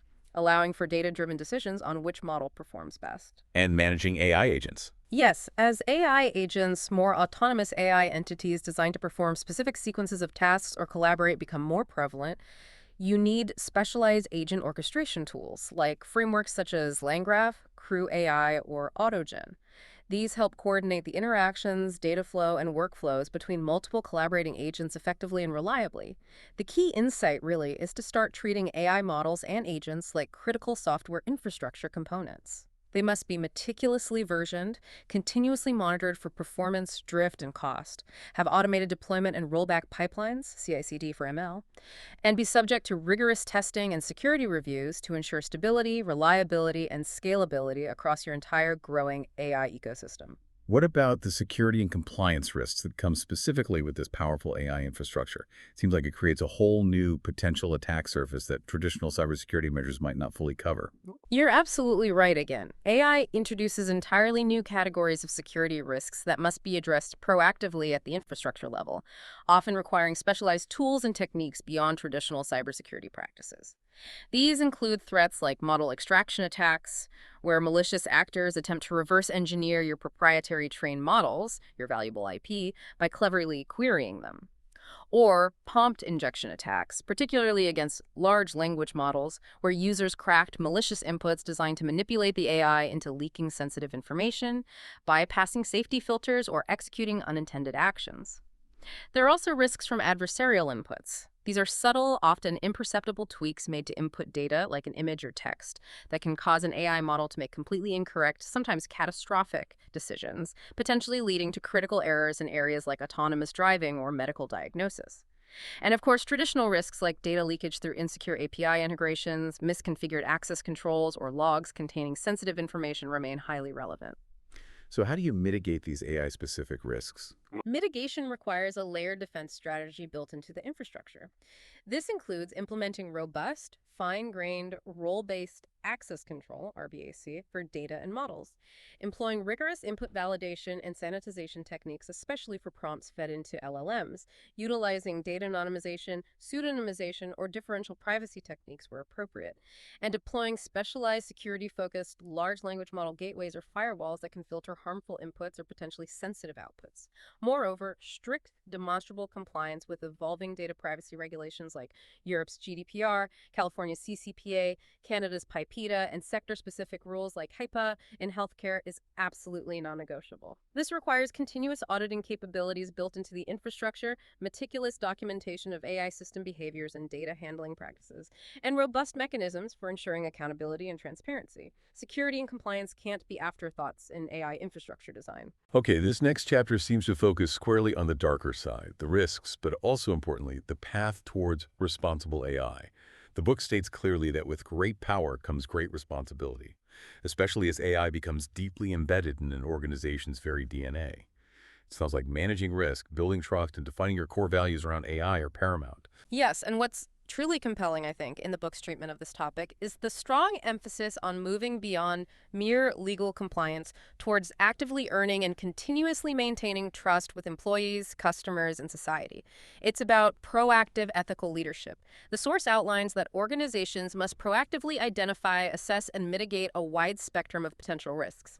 It's not just about data breaches anymore. This starts with data risks. We've touched on bias in data, where historical data reflects societal prejudices, leading to potentially skewed or discriminatory outputs from AI systems. For example, an AI recruitment tool unfairly rejecting candidates from certain backgrounds because the historical hiring data it was trained on was biased. Then there are critical data privacy and consent concerns involving risks of unauthorized data use, potential re-identification of anonymized individuals, or accidental data leakage, all requiring strict compliance with regulations like GDPR, CCPA, IPA, and others. And of course, the fundamental issue of data quality, the classic garbage in, garbage out problem. If your underlying data is dirty, incomplete, or inaccurate, your AI's performance will inevitably be poor, unreliable, and potentially harmful. Moving beyond data to model risks, we face significant challenges like hallucination and fabrication, particularly with generative AI and LLMs. These models can produce outputs that sound plausible, authoritative even, but are entirely incorrect or made up. This is incredibly dangerous in critical use cases like legal research, financial advice, or medical diagnosis. There's also the persistent challenge of lack of explainability or interpretability with some complex black box models, like deep neural networks. This makes them very hard to audit, debug, or trust, raising legitimate demands for greater transparency from users, regulators, and internal oversight bodies. How did it reach that conclusion? And models inherently suffer from drift and decay. Their performance naturally degrades over time as the real-world patterns and data change. This requires constant monitoring, validation, and periodic retraining to maintain accuracy and reliability. The book also highlights significant operational and business risks. These include over-automation inappropriately implementing AI in processes that genuinely require nuanced human judgment, empathy, or ethical consideration. The risk of model dependency becoming overly reliant on a single AI vendor or critical AI system, creating a single point of failure. And the growing problem of misuse or shadow AI employees using unapproved, potentially insecure AI tools outside of corporate oversight and governance, creating significant security and compliance risks. Then there are specific security risks unique to AI, like those prompt injection attacks we discussed, where users trick LLMs into revealing sensitive information or generating harmful content. Adversarial inputs designed to fool image recognition or fraud detection systems, and model inversion or membership inference attacks, where attackers try to steal the underlying training data or intellectual property embedded within a deployed model. And finally, on a broader scale, organizations face significant societal and reputational risks.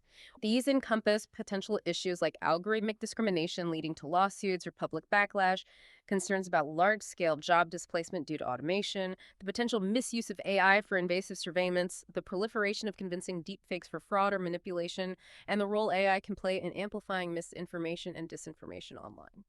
It's a really complex and multifaceted risk landscape that requires careful navigation. Wow, that's a lot to consider. So given all those potential risks, how do organizations realistically bake ethics into their core? How do they move beyond just identifying the problems to actively building trust and ensuring responsible AI deployment becomes standard practice? It requires a very deliberate and systematic approach, starting at the top.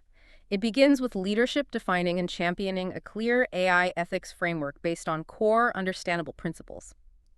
The book suggests common principles like transparency, being open about AI use and how systems work, fairness, actively mitigating bias and ensuring equitable outcomes, privacy, respecting user consent, ensuring data security using anonymization, accountability, establishing clear human oversight, responsibility, and auditability, and safety, proactive testing and validation to prevent harm. These principles need to be widely communicated and understood. Crucially, the book recommends establishing an AI ethics board or committee. This should be a cross-functional group, bringing together diverse perspectives from legal, product management, HR, engineering, risk management, and potentially even external advisors or ethicists. This group reviews high-impact or sensitive AI use cases, provides guidance, approves major deployments, investigates ethical concerns, and serves as an escalation point for dilemmas. So dedicated oversight body. Exactly. Building explainability and transparency directly into AI products and processes is also vital. This might involve using technical tools like Lime or S-Shape for feature attribution to show why an AI made a specific decision, or providing clear user-facing explanations in plain language. You're seeing this recommendation because. This is crucial for fostering user trust and enabling effective auditing. Organizations must also train and empower teams on ethical AI principles and practices. This means integrating AI ethics into employee onboarding, manager training programs, and product design review processes. Make it part of the culture. As the book powerfully states, ethics must be lived, not laminated. It needs to be embedded in daily routines and decision-making, not just a poster on the wall. Finally, proactive red teaming and AI risk simulation is becoming best practice. This involves dedicated teams actively trying to break AI systems, testing them for vulnerabilities, biases, potential misuse scenarios, or security flaws before attackers or real-world failures emerge. For example, simulating biased job screening outcomes, attempting to jailbreak a chatbot into generating harmful content, or testing fairness across different demographic groups. This proactive testing helps build more robust and resilient systems from the start. The regulatory landscape around AI is evolving incredibly rapidly, almost on a daily or weekly basis, it seems. What should you as a business leader or professional be watching for as these laws and standards take shape, especially if you're operating globally? Yes, the regulatory environment is indeed incredibly dynamic, complex, and something every organization using AI must monitor very closely. It's a moving target. You should definitely be watching major developments like the comprehensive EU AI Act, which takes a risk-tiered approach, imposing stricter rules on high-risk AI applications, like those in hiring, credit scoring, or critical infrastructure. Also, keep a close eye on emerging U.S. federal and state-level algorithmic accountability laws, which are focusing on transparency, bias audits, and impact assessments, and mandates like China's model registry requirements, which compel providers of generative AI services to register their models with the government. Beyond these broad regulations, industry-specific standards and guidelines are also becoming increasingly important from financial regulators like the SEC or FINRA looking at AI in trading or advice, or health authorities like the FDA evaluating AI in medical devices. Organizations need to be proactive, not reactive. Track these laws and regulations early, potentially participate in shaping them where possible through industry associations or public consultations, and align their internal policies and practices with emerging global best practices and standards even before laws are fully enacted. Is there a competitive advantage to being ethical? The book strongly argues that ethical AI leadership is not just a compliance burden, but a powerful strategic advantage in the long run. Proactively demonstrating ethical practices builds essential brand trust with consumers, fosters stronger customer loyalty, improves employee engagement, and attracts top talent who want to work for responsible companies, enhances regulatory resilience by staying ahead of mandates, and ultimately ensures long-term business survivability and social license to operate in an increasingly AI-driven world. Trust, once broken by an ethical lapse, is incredibly hard, maybe impossible to fully regain. Ethics becomes a differentiator. We've covered the why, the what, and the how, including the risks. Now for the practical path forward. The book culminates in a step-by-step roadmap to actually becoming an AI-first business. This brings everything together into an actionable plan, right? Yes, exactly. This roadmap is really the culmination of the entire transformation journey described in the book. It's specifically designed to guide leaders and organizations through every phase, from those very initial experiments and building awareness, all the way through to a comprehensive strategic reinvention of the organization around AI. The source emphasizes again here that this transformation is truly foundational, comparable in scope and impact to the adoption of electricity or the internet in previous eras. It profoundly touches not just technology, but also people, processes, culture, strategy, and the very philosophy of how an organization operates and creates value in the world. The roadmap outlines 5 distinct sequential phases designed to build momentum, increase maturity, ensure strategic alignment, and manage the complexities of change, ensuring that the ambition of becoming AI first translates into concrete, measurable execution over time. It's a structured journey, not a chaotic scramble. What are the first couple of phases on this roadmap? It sounds like it starts with getting everyone on board mentally, sort of inspiring them and setting the stage before diving into the deep end with complex projects. That's precisely right. The journey, according to the book, begins with phase 1, Inspiration, the Awakening. This initial phase focuses heavily on leadership exposure, getting the executive team and board genuinely engaged in understanding the potential. This happens through targeted executive briefings on global AI trends and competitive landscapes, in-depth analysis of how competitors are using AI, inviting external experts and practitioners to speak and share real-world experiences, and compelling demos to shift leadership perception from seeing AI as just hype or a cost center to understanding its profound strategic utility. The goal here is securing genuine senior leadership commitment and sponsorship. Simultaneously, there's a strong push for company-wide awareness. This involves town hall meetings, engaging myth-busting workshops, explicitly addressing common fears like job loss, internal communications campaigns, and highlighting potential AI benefits specifically tailored for different departments and roles. Make it relevant to everyone. The key outcome of this phase is achieving early buy-in across the organization and establishing a foundational cultural readiness for the changes ahead. Following this crucial grounding is phase 2, Initiation, Pilot, and Learn. Now you start doing things. Here, organizations launch their very first carefully selected AI pilot projects. As we discussed, these should be high potential but relatively low-risk use cases like internal email summarization, basic support ticket tagging, maybe simple lead scoring. They must be time-bound, have clear measurable success metrics, and be actively sponsored by relevant department leaders. Crucially, this phase also involves formally assembling your initial AI core team, that cross-functional unit we talked about, business champion, data engineer, AML specialist, project manager, and then the cycle begins. Rigorously, Measure the results in ROI, time saved, errors reduced, etc.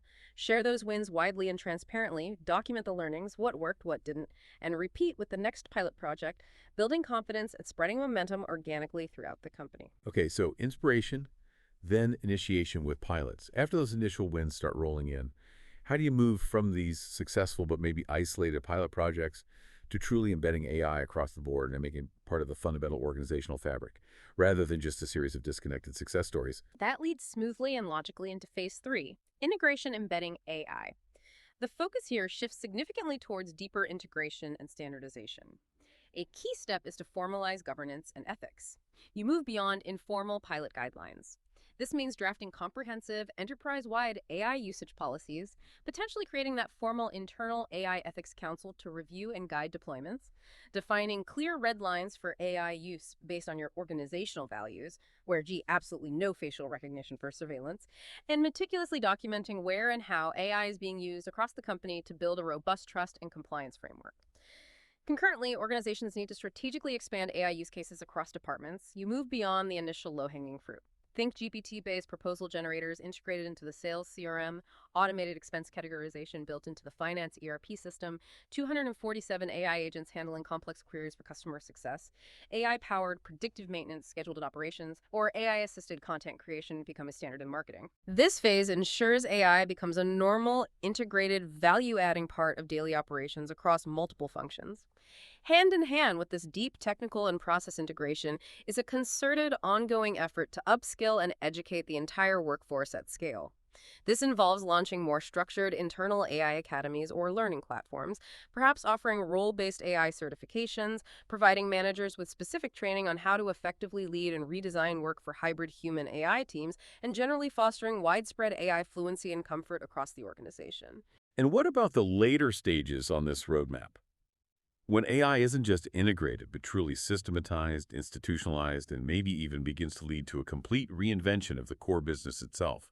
How does that look according to the book? Those represent the most mature and transformative phases of the journey. Phase 4, institutionalization, systematizing AI, and the ultimate goal, Phase 5, intelligent reinvention, rebuilding from the core. In Phase 4, organizations focus on solidifying their AI infrastructure, processes, and capabilities into a robust, scalable system. They typically create that formal Center of AI Excellence, COE, we discussed earlier, a central, expert unit responsible for strategic guidance, tool vetting and standardization, architectural design, security oversight, knowledge sharing, and promoting best practices across the company. Establishing AI as a reliable, governed, shared service. They actively build or consolidate their enterprise AI stack, implementing scalable LLM platforms, robust MLOs tools for lifecycle management, specialized vector databases for semantic search, secure API gateways for integration, ensuring they have the technical foundation for broad, reliable AI deployment. They might also launch internal AI marketplaces. Think internal galleries showcasing successful prompts, shared custom AI agents, reusable workflow templates, making AI capabilities self-service, easily discoverable, and fostering reuse across the organization. And the impact of AI is rigorously monitored across key business KPIs, tracking AI adoption rates, ROI by use case, model performance metrics, impact on employee satisfaction, etc. Finally, in Phase 5, intelligent reinvention, the organization leverages its mature AI capabilities to fundamentally reinvent its business models. This involves asking profound, disruptive questions. What would our core product or service look like if it were entirely AI native from the ground up? Could we create entirely new revenue streams by licensing our internal AI capabilities or data insights externally? Could we disrupt adjacent markets? They consciously rethink organizational design, potentially shifting away from rigid traditional hierarchies towards more fluid, adaptive networks composed of human teams augmented by collaborating AI agents, enabling faster, more distributed decision-making capabilities. And most importantly, they proactively and deeply transform culture further, moving beyond just adoption towards continuous reinvention, emphasizing relentless curiosity, valuing data-driven insights over pure intuition, demanding transparency and accountability, championing ethics as a core value, and fostering a pervasive culture of continuous learning and adaptation in the face of ongoing technological change. This phase is about truly becoming a learning, intelligent organization. So this sounds like a monumental, potentially years-long undertaking for any organization. What does this entire demanding journey ultimately demand from leaders in this AI-first era? What's the ultimate engine, the prerequisite that drives this whole transformation successfully? It demands a fundamentally new kind of leadership, a genuinely transformative mindset shift at the very top. Leaders can't just delegate this. They must learn to think exponentially, not just linearly. Understanding that AI can deliver nonlinear 10x or greater gains in certain areas, not just incremental improvements. This requires challenging long-held assumptions and the status quo. They need to communicate clearly and consistently, articulating a compelling vision for the AI-powered future, explaining the tangible benefits for the organization and its employees, and addressing the inevitable fears and uncertainties with deep empathy, transparency, and ongoing reassurance. Constant learning is absolutely essential for leaders themselves. They must stay abreast of the rapidly evolving AI capabilities, the shifting competitive landscapes, the complex ethical considerations, and the emerging best practices. They need to model lifelong learning. Leaders must actively empower experimentation, fostering a psychologically safe culture where teams feel comfortable testing new ideas, taking calculated risks, learning from failures quickly, and iterating rapidly without excessive bureaucracy or fear of punishment. Championing ethics is non-negotiable. It's about embedding principles of fairness, transparency, accountability, and human well-being into every AI deployment and decision, making it a core part of the organizational identity and brand promise. And fundamentally, leaders must be willing to redesign work itself for human-AI symbiosis. Thinking deeply about how AI augments human capabilities, how roles need to evolve, and how to create new, more engaging, more valuable work for people in collaboration with intelligent machines. Your mindset, the leadership mindset, as the book powerfully concludes, is the ultimate engine of your organization's AI transformation.